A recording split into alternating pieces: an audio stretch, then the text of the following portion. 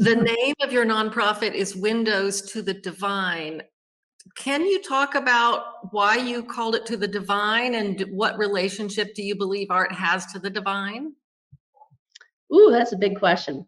One I love, though. Well, when we started this foundation 25 years ago, we were connected with the Dominican Order, the Order of Preachers, which is an order that goes back to the 1200s.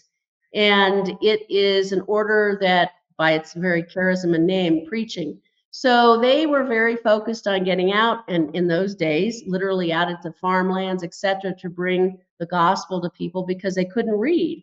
And as you know, the church was one of the really greatest patrons of the arts, really in all of history. And they very much understood the power of art to tell the story, particularly in the beginning when no one could read the story themselves. And I actually have a video on our website if you want to see that whole tracing of Western art. We go through that whole thing, and it's really, really fun. So anyway, they approached us, the Dominicans, and said, will you help us raise money? And I was like, okay, well, what's your hook, right? And they were like, well, we don't know. And I said, well, you have all these other great charities, and if you're just going to say, yeah, we're this, Catholic group running around, I mean, it's no small thing when you talk about the Word of God. But we came up with the notion of the arts because Fra Angelico, one of the great early Renaissance painters, was actually a Dominican.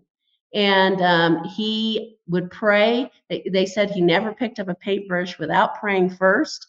He is, of course, the canon saint, patron saint of artists. And so the Dominicans actually have a very long, rich history with the arts. But to your point, Melissa, about the divine, one of the things we talk a lot about is the importance of beauty. And our upcoming show is called Reverence for Beauty.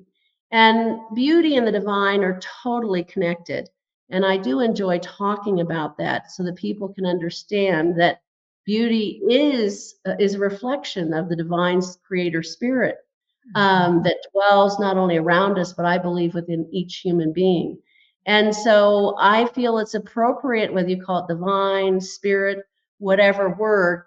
One of the things at our foundation that we're going to start doing is expanding even broader to really talk about the importance of beauty in everyone's lives and the broader spiritual journey that we're all on.